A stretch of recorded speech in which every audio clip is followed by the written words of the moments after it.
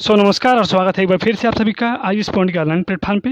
और डेली की तरह आज भी हम द हिंदू से संबंधित कुछ महत्वपूर्ण आर्टिकल और उनसे संबंधित कुछ महत्वपूर्ण कंटेंट का स्टडी करेंगे और एनालिसिस करने का प्रयास करेंगे। तो देखते हैं आज की हमारे जो एडिटोरियल का पहला आर्टिकल है क्या है और उसके अंतर्गत जो एडिटर है हम तक किस संदेश को पहुँचाना चाहता है। तो इसके अंतर्गत जो हमारा पहला आर्टिकल है वो है 3 मैसेजेस, यानी 3 संदेश जो कि किसी के द्वारा दिए गए हैं और किसके लिए दिए गए हैं, इन्हीं सब बातों की चर्चा और क्या दिए गए हैं इन सब बातों की चर्चा इस आर्टिकल के अंतर्गत हम करेंगे। तो यदि हम बात करें इस आर्टिकल की तो लिखा हुआ है एट ले पीएम मोदी है different messages for India, China and the world community.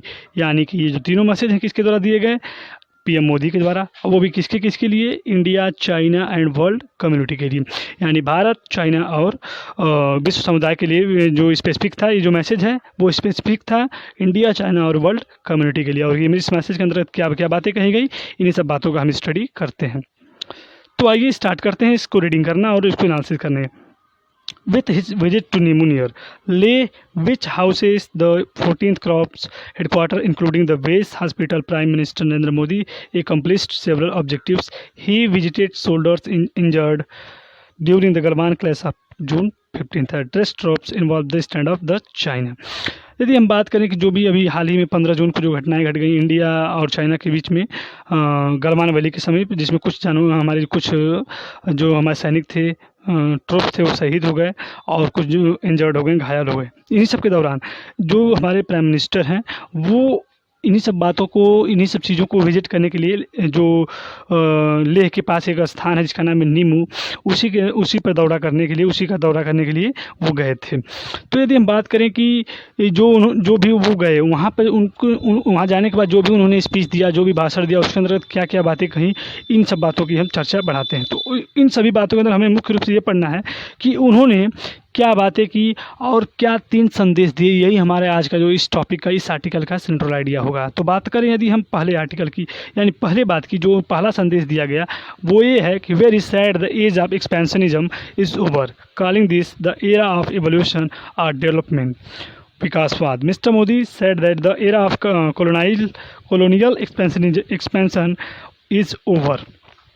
कि एक बार फिर से हम अगर बात करें, रिवाइज करें कि तो जब पीएम मोदी जो नीमू, जो कि लेह के निकट का स्थान है, वहाँ विजिट के दौरान जो भी उनके उद्देश्य थे, जैसे कि आप इंजर्ड जो भी ट्रूप्स थे उनको देखना और वहाँ की स्थिति का मुआयना करना या जो भी बातें रही हों उनको पूरा करने के लिए वहाँ पे वो गए थे। और भाषण के दौरान जो भी 3 मैसेज निकल के सामने आ रहे हैं, हम बेसिकली उन्हीं के बारे में स्टडी इस आर्टिकल में हम करेंगे। तो आइए देखते हैं कि उन्होंने अपने सबसे पहले जो मैसेज में कहा कि सबसे बड़ा संदेश इसमें जो भी दिया गया वो दिया गया चाइना की लीडरशिप को दिया गया। किसके लिए दिया गया, चाइना की लीडरशिप को। कहा गया कि age of expansionism is over, कि जो एक्सपेंशनिज्म है यानी कि जो विस्तारवाद है, एक्सपेंशनिज्म का मतलब होता है विस्तारवाद, यानी कि जो विस्तारवाद का जो युग है, एज है, वो ओवर हो चुका है, यानी वो ख़त्म हो चुका है। And call this era of evolution, जबकि जो विस्तारवाद का युग समाप्त हो चुका है और एरा ऑफ इवोल्यूशन स्टार्ट हो गया है, यानी कि विकासवाद, यानी कि ओवरऑल हम ये कहें कि उन्होंने ये कहा कि विस्तारवाद का युग समाप्त हो चुका है और विकासवाद का युग स्टार्ट हो गया है। और भी देखते हैं क्या उन्होंने कहा। तो अगले स्टेटमेंट में ये कहा गया कि he said that in the past expansionist force have done great harm to humanity and had been erased और फोर्स टू रिलेंट।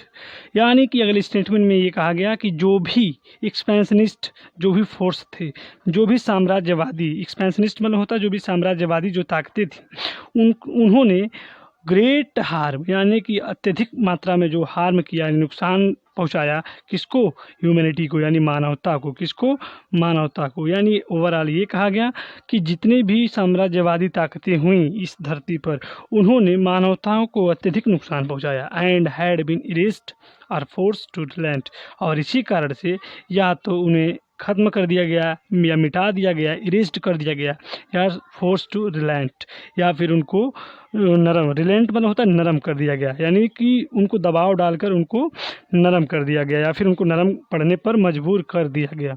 यानी कि पहले स्टेटमेंट में उन्होंने इनडायरेक्टली रूप से चाइना को ये संदेश दिया कि उसकी जो भी साम्राज्यवादी ताकतें, साम्राज्यवादी जो भी सोच है, एक्सपेंशनिज्म जो भी उसकी सोच है, थिंकिंग है, वो उसको चेंज करे, क्योंकि जो भी ताकतें थी, जो भी ये सिस्टम था, इसका मतलब बहुत ज़्यादा सिस्टम ज़्यादा चला नहीं, और चला भी तो ह्यूमैनिटी के लिए नुकसानदायक ही हुई और इसलिए इसको ख़त्म कर दिया गया, मिटा दिया गया, या तो फिर इसको जबरन कमज़ोर कर दिया गया। यानी कि यदि साम्राज्यवाद के तहत अगर हम बात करें कि जो भी अपने क्षेत्र के विस्तार का युग, जैसे कि हम अपने क्षेत्र का विस्तार करते हैं, जैसे प्राचीन काल में एंशियंट टाइम में होता था कि सभी लोग अपने साम्राज्य का विस्तार करने के लिए दूसरे राजाओं पर अटैक करते थे, उसके साम्राज्य को लूटते थे, उसके राज्य को अपने राज्य में मिलाते थे।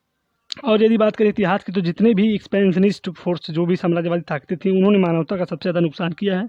और इसी कारण कहा गया कि या तो उन्हें मिटा दिया गया या तो उन्हें नरम पड़ने के लिए मजबूर कर दिया गया। तो ये कहा गया हमारे जो भी प्राइम मिनिस्टर के पहले स्पीच में, यानी पहले स्पीच में उनके ये मैसेज दिया गया। और दूसरी बात, the message Beijing was this, it must not engage to territorial, या जो भी बातें थी इसके अंदर जो भी कही गई कि चाइना लीडर के अंदर ही सब बातें कही जा रही हैं, लेकिन डायरेक्टली चाइना का नाम उन्होंने पूरी स्पीच में अपने नहीं लिया। आते हैं इनके सेकेंड आर्टिकल की सेकेंड मैसेज में उन्होंने क्या कहा।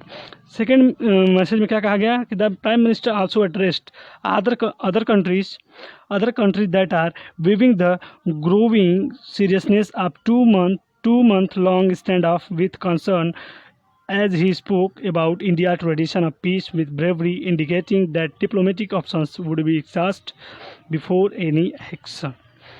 और कहा गया कि भारत ने जो भी ये मतलब कि सेकेंड आर्टिकल में जो भी अपने मैसेज दिया, जो भी इंडिया प्राइम मिनिस्टर मोदी की जरा अपने स्पीच में जो भी मैसेज दिया गया, उनमें ये कहा गया कि भारत एक शांतिप्रिय देश है। शांतिप्रिय आप पढ़े होंगे यहाँ पे, tradition of peace and bravery, शांतिप्रिय देश है और साथ में बहादुर भी है, ब्रेव भी है, बहादुर भी है। यानी भारत हमेशा ही प्राचीन काल से ही शांतिप्रिय देश रहा है। और indicating the diplomatic option would be exhaust before any action. Diplomatic मतलब होता है आपका कूटनीतिक, क्या होता है कूटनीतिक, ऑप्शन मतलब होता है विकल्प, यानी एग्जॉस्ट मतलब कम से पूरा करने, एकदम अधिक से अधिक, जैसे कि उसको कम करने से पहले या फिर एकदम करने से पहले, एकदम पूरी की पूरी प्रयास में जो भी है पूरा प्रयास करने से पहले।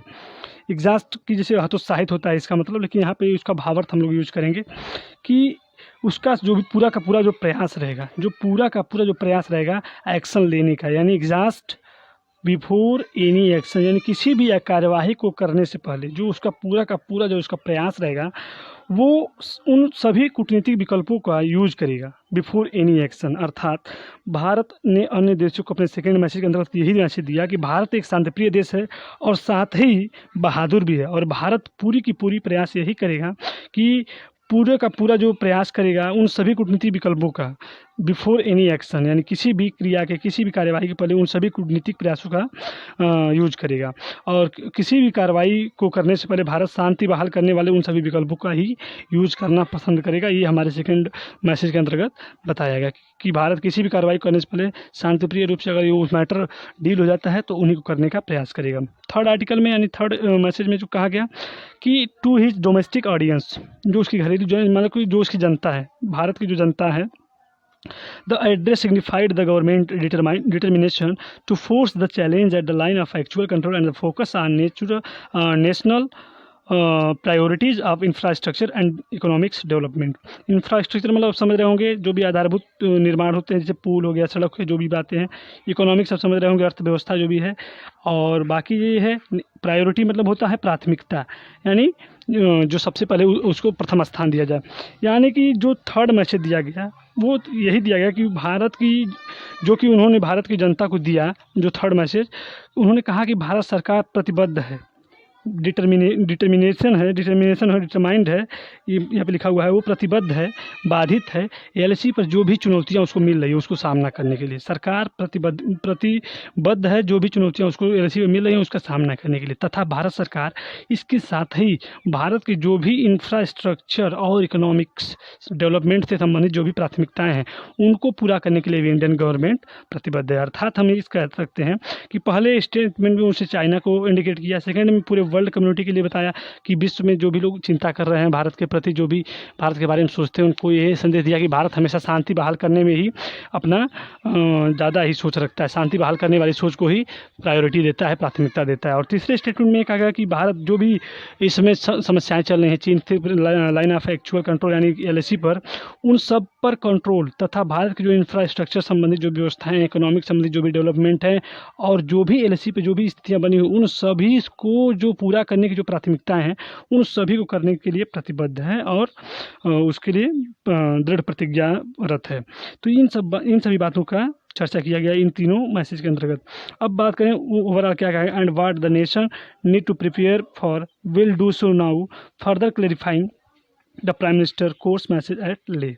अब जो भी आगे क्या करना है, भारत की इसलिए इस प्रकार तैयार है, जो भी अपने तीनों मैसेज दिए उनमें क्या कार्रवाई कर सकता है, इन सब की बातें जल्द ही आप सभी को मालूम चलेगी। तो ये रहे आपके इस आर्टिकल के अंदर जो 3 मैसेज थे, उनको आप सभी लोग समझ चुके होंगे, अच्छे से तैयार कर लिए होंगे। आइए इसके अंदर जो भी हमने पढ़ा उसको अच्छे से तैयार करते हैं, और तैयार करने के बाद जो भी आप चाहें तो उसमें नोट लिख सकते हैं, जो भी चाहें तो तैयार कर सकते हैं। आते हैं अगले आर्टिकल्स को देखते हैं। अगले इस आर्टिकल में लिखा है vaccine trials take 6 to 9 month Swaminathan. Soumya Swaminathan है जो कि WHO के एक चीफ साइंटिस्ट हैं।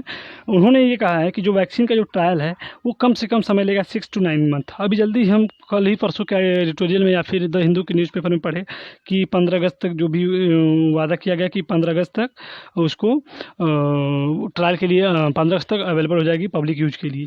तो इस बातों के लिए क्लैरिफाई करने के लिए जो WHO के जो चीफ साइंटिस्ट हैं सौम्या स्वामीनाथन, इन्होंने क्लैरिफाई किया हुआ है कि WHO जो भी स्टेटमेंट इसके पहले जो दिए गए, वो जो भी स्टेटमेंट दिए गए 15 अगस्त तक को वैक्सीन की जो वैक्सीन है भारत में अवेलेबल कराने की, वो सिर्फ एक रेड टैपिज्म है।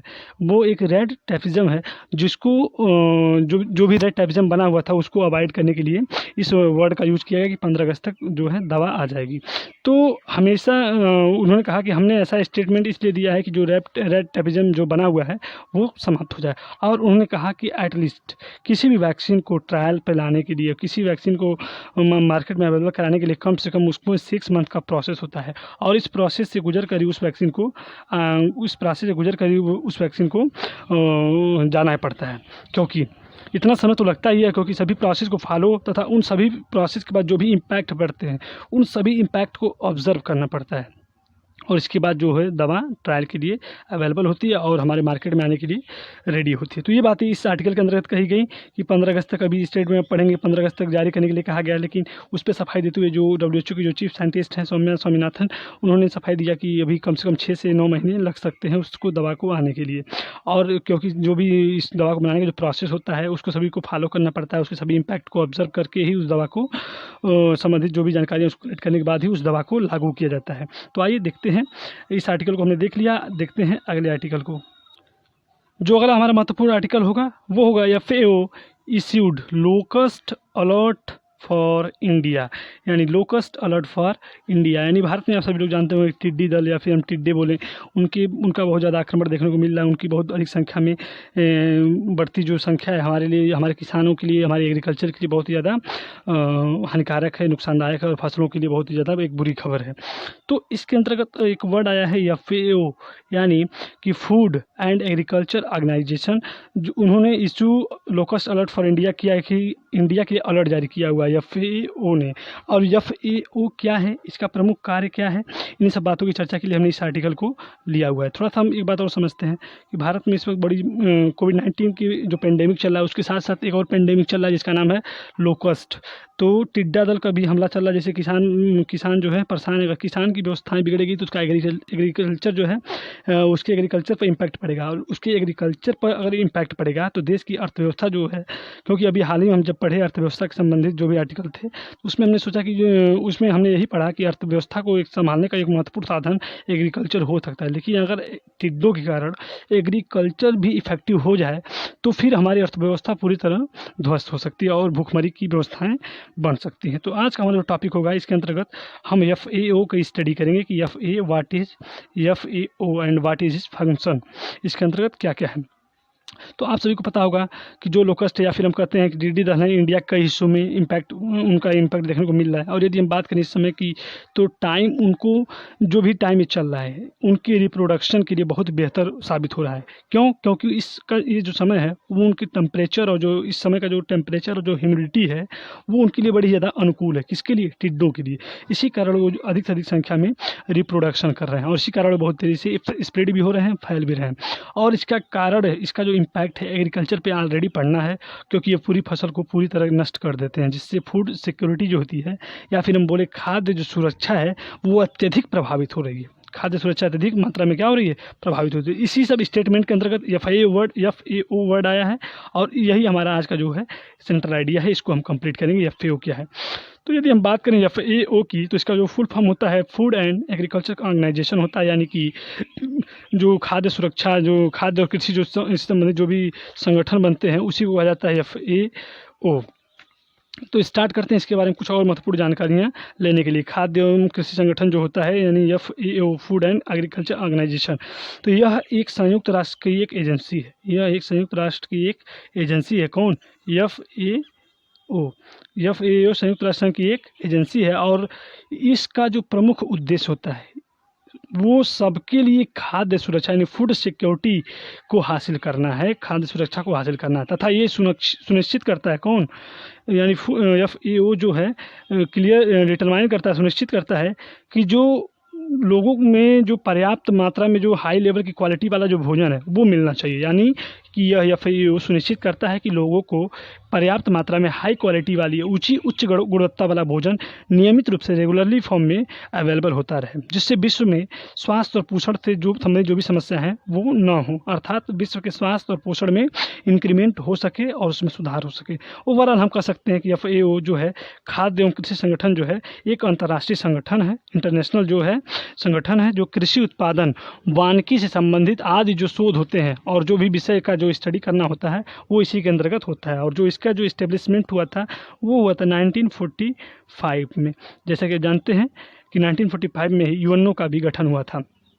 तो ये सब कुछ प्रमुख बातें थी किसके बारे में, FAO के बारे में। तो आज के कुछ महत्वपूर्ण आर्टिकल जिसमें हमने सबसे पहले देखा, सबसे पहला आर्टिकल जो हमने देखा उसमें हमने 3 मैसेज पढ़े, उसके बाद वैक्सीन 6 to 9 मंथ, उसके बाद लोकस्ट का अलर्ट पढ़ा। तो ये कुछ महत्वपूर्ण आर्टिकल हमने पढ़ा। तो सबसे पहली बात आप सभी को मालूम होना चाहिए कि हम सबसे पहले डेली न्यूज़पेपर पढ़ने की जो हैबिट है उसको डेवलप करेंगे। ऐसा नहीं कि हम पूरा एक दिन में पूरा न्यूज़पेपर पढ़ लें, नहीं तो हम परेशान हो जाएंगे। जैसा कि मैं ऑलरेडी बता रहा हूँ, पहले आप डेवलप करिए, 2-2 आर्टिकल पढ़िए, फिर 3-3 आर्टिकल पढ़िए, फिर इसके बाद 4-4 आर्टिकल, 5-5 आर्टिकल, हर दिन आप उसमें इंक्रीमेंट करते जाएंगे तो आप ये पाएंगे कि आपके अंदर बेहतर इंप्रूवमेंट हो रहा है। तो इन सब बातों के मद्देनज़र अभी हम लोग बिल्कुल 2-2, 3-3 आर्टिकल पढ़ रहे हैं। समय के साथ हम लोग उसमें ऐड करते जाएंगे और धीरे धीरे हम पाएंगे कि हमारे जो भी न्यूज़पेपर रीडिंग से संबंधित जो भी समस्याएं हैं, एनालिसिस संबंधित जो भी समस्याएं हैं वो डील हो चुकेंगी, वो पूरी हो जाएंगी। और सबसे बेहतर बात ये है कि हमारा जो करंट अफेयर का जो टॉपिक है वो बहुत बेहतरीन तरीके से तैयार हो जाएगा। यदि हम बात करें कि जो भी हमने आज की एडिटोरियल और द हिंदू संबंधित कुछ आर्टिकल पढ़े और उनकी एनालिसिस की, उन सब को उसको हम तैयार करेंगे और उसको समझने का प्रयास करेंगे। सबसे बड़ी बात, हम अब डेली एक क्वेश्चन आप सभी को प्रोवाइड कराएंगे जिसको आप सभी लिखने का प्रयास करेंगे, उसके बारे में सर्च करने का प्रयास करेंगे और उसको तैयार करने का प्रयास करेंगे। जैसे आज का हमने कुछ आर्टिकल पढ़े, उसी आर्टिकल में एक वर्ड आया था ईमू। क्या आया था? ईमू। इस वर्ड को हम लोग स्टडी करेंगे आज। कल आप सभी लोग इसके बारे में 100 वर्ड लिख लेंगे और उसको अपने नोट्स पे तैयार कर लेंगे, क्योंकि इस स्थान पे हमारे प्राइम मिनिस्टर मोदी अभी हाल ही में दौरा करने गए थे। ये हमारे जो एग्जाम के अप्रोच से इंपॉर्टेंस भी हो जाएगा। तो इसके बारे में आप सभी लोग पता करेंगे और लिखने का प्रयास करेंगे कम मिनिमम 100 वर्ड्स में। तो ये आज का हमारा जो वर्ड था ईमू, और इसके बारे में आप सभी जानकारी प्राप्त करके इसको लिखने का प्रयास करेंगे। इससे आपकी लिखने की जो हैबिट है वो भी डेवलप होगी। और जो कुछ स्टूडेंट्स को समस्याएँ हो रही हैं, कुछ फ्रेंड्स को समस्याएँ हो रही हैं कि हार्ड जो वर्ड मीनिंग्स आ रही हैं, तो उसके लिए हम ये बोलेंगे कि आप हमारे ग्रुप से जुड़ सकते हैं IAS पॉइंट के, और उसमें डेली जो भी हिंदू वोकैबुलरी से संबंधित जो भी हार्ड वर्ड्स होते हैं उनको उसमें दिया जाता है, प्रोवाइड कराया जाता है, जिससे आपकी जिसमें आप जुड़ के उसको लिख कर तैयार करके अपनी तैयारी को और भी बेहतर मजबूत कर सकेंगे। तब तक के लिए आज जो भी हमने पढ़ा उसको तैयार करिए। तब तक के लिए नमस्कार एंड थैंक्स टू ऑल। धन्यवाद।